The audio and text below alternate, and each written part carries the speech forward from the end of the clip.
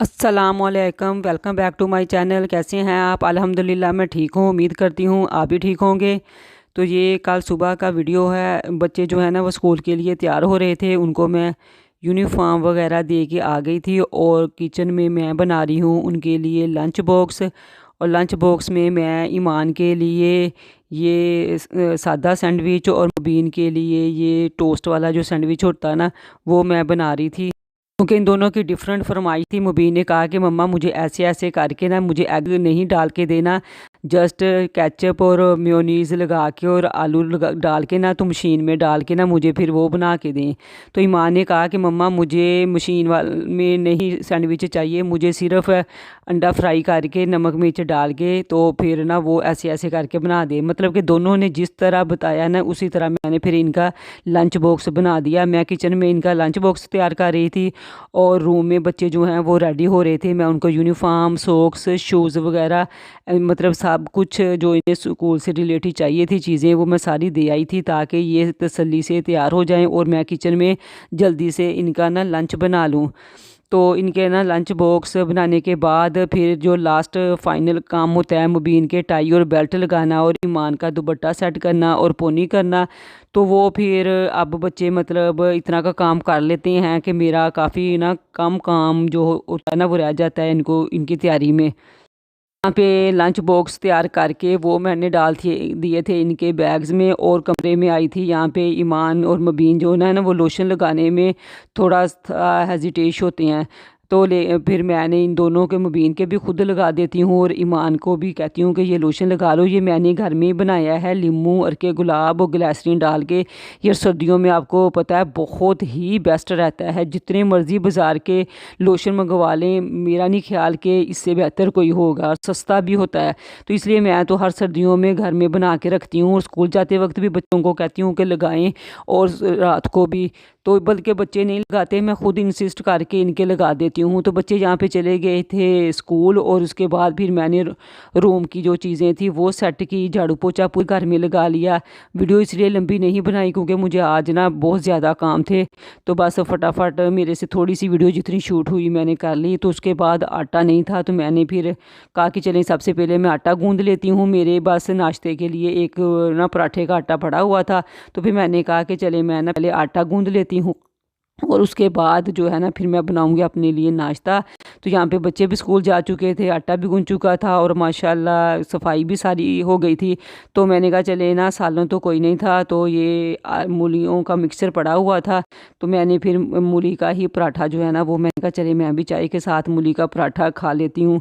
तो अगर अंडा वगैरह फ्राई करने लगती ना तो उसको टाइम लग जाता है। तो जैसे मैंने पहले बताया है, आज मेरे जहन में बहुत ज़्यादा काम है, तो फिर वो भी मुझे निपटाने थे। और बच्चों को स्कूल से भी तकरीबन पौने एक छुट्टी हो जाती है और उनका लंच का भी अरेंज करना था। तो यहाँ पे नाश्ता करने के बाद, सफाई करने के बाद, बाहर टेरेस में ना थोड़ी सी ना ठंड थी, धूप नहीं निकली थी, तो मैंने ना किचन में चटाई बिछा ली और मुझे आज बनाना था साग। साग बहुत ज़्यादा नहीं था, बस 1 किलो साग था और आधा किलो पालक थी। तो फिर मैंने कहा चले, मशीन है मेरे पास साग वाली, लेकिन फिर मैंने यूज़ नहीं की क्योंकि इस दफ़ा ना इस साल फर्स्ट टाइम मैं ये ना इतना सा साग बना रही हूँ।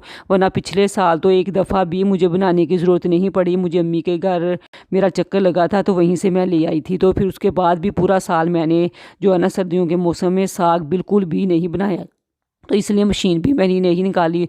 तो अब अम्मी के घर ज़रा ना दिसंबर की छुट्टियों में चक्कर लगना है, तो मैंने कहा चलें फिर ले आऊँगी।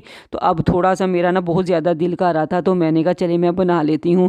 क्योंकि जब ईमान के पापा होते थे ना तो तब मैं बनाती रहती थी साग। एक दफ़ा महीने में खुद बना लेती थी। फिर अम्मी के घर चक्कर लगता था या वहाँ से कोई आता था कि वो ज़रूर मेरे लिए साग लेके आते थे। मेरे हस्बैंड को इतना पसंद था, इतना पसंद था कि मतलब अगर उन्हें पूरा हफ्ता भी साग देते रहो ना तो उन्होंने नहीं कहना था कि मैंने नहीं खाना।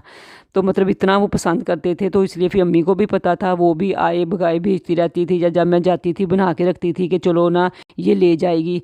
तो लेकिन जब फिर 1 डेढ़ साल हो गया फिर मैं तो बिल्कुल भी नहीं बनाया। मैंने जब से उनकी डेथ हुई है लास्ट ईयर, तो मैंने मुझे मतलब जैसे मुझे भूल ही गया था कि साग कैसे बनाते हैं। और इस दफ़ा फिर बस ये सब्ज़ी वाला बाहर आया था तो मैंने उससे फिर इतना सा ले लिया। मैंने कहा चले पालक भी तो इतनी बना ही लेते हैं, तो मैंने कहा चले 1-2 दिन जो है ना इससे निकल जाएंगे, फिर दिसंबर की छुट्टियों में अम्मी के घर जाऊँगी तो वो फिर रूटीन वाइज वहाँ से ही लेके आ जाया करूँगी, फिर मुझे बनाने की ज़रूरत नहीं पड़ेगी।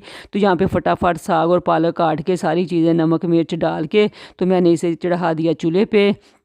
तो दूसरी साइड पे ये जो है ना, ये रज़ाई और हम तो इसको ना गद्दा भी कुछ लोग बोलते हैं, लेकिन हम इसको तलाई बोलते हैं, जो सर्दियों में चारपाई के ऊपर बिछाते हैं। तो इनके कवर जो थे वो पुराने हो गए थे, तो फिर मैंने इनके कवर उतार दिए हैं। तो और मैं बाज़ार गई थी ना संडे वाले दिन, तो ये इन दोनों के कवर भी मैं लेके आई थी। तो बस सेम ही लग रही हैं, लेकिन थोड़ा सा इनमें ना फ़र्क है। तो वो भी मुझे आज सिलाई करने थे। हालांकि ये काम जो है ना, मुझे नहीं लगता आप भी मेरे से एग्री करेंगी कि कोई लड़की इस ज़माने में ये काम नहीं करती, हर कोई रेडीमेड मंगवा लेते हैं। तो लेकिन बस ना ये मैं ले तो आई थी, मैंने कहा चले रेडीमेड जो होते हैं ना वो इतने मतलब पाईदार नहीं मुझे लगे, तो मैं फिर ये ले आई। तो मैंने कहा चलें कोई बात नहीं, मैं घर में इसको सिलाई कर लूँगी। हालांकि मैं कोई इतनी परफेक्ट नहीं हूँ, लेकिन मैंने ना 2-3 साल पहले भी एक रज़ाई का ना खुद ही ऐसे कवर लेके आई थी और खुद ही मैंने डाला और फिर मैंने ना स्टिच कर दिया, क्योंकि ऐसे स्टिच करना वैसे भी आसान होता है। साइडों पे सिलाई लगा के ऊपर चढ़ा लूँगी और सेंटर में फिर 2 सिलाइयाँ लगा लूँगी ताकि कवर जो है ना वो हिले नहीं। तो ये काम भी बहुत ज़रूरी था, तो इसलिए मैंने बाकी के काम जल्दी जल्दी निपटाए कि मेरा ये काम भी बच्चों के स्कूल से आने से पहले ना हो जाए।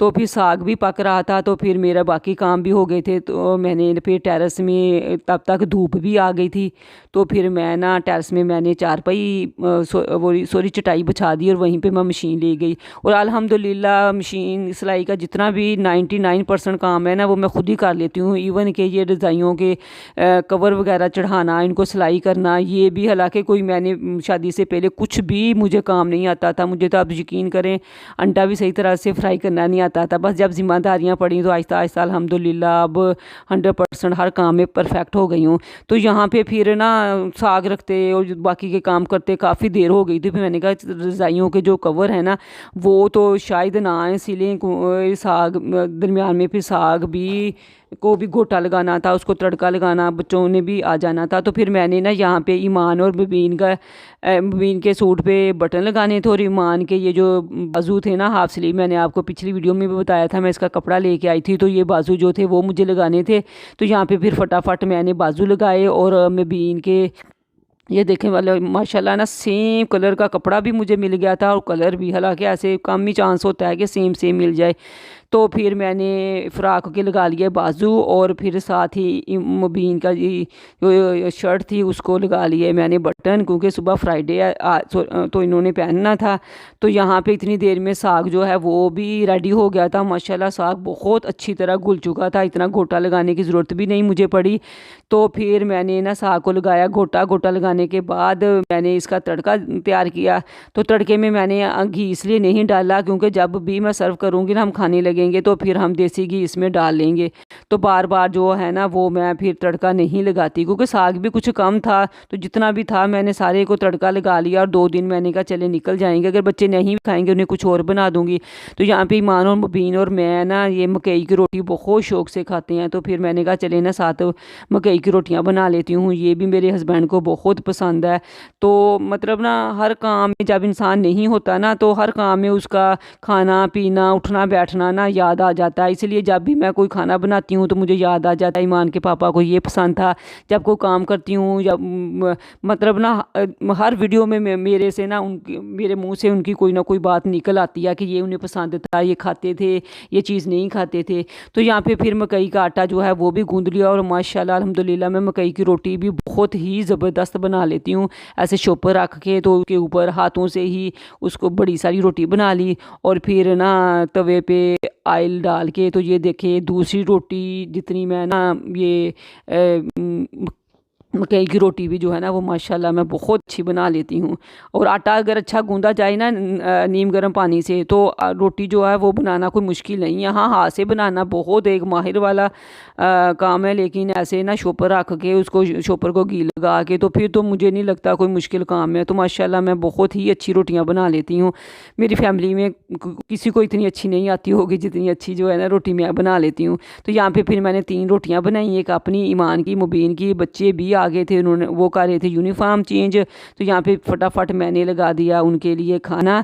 तो आपसे रिक्वेस्ट है, वीडियो अच्छी लगे प्लीज़ वीडियो को लाइक और शेयर ज़रूर कर दिया करें। चैनल पर नहीं हैं तो चैनल को भी सब्सक्राइब कर दें। तो नेक्स्ट किसी अच्छी सी वीडियो के साथ मिलूँगी, तब तक अल्लाह हाफिज़।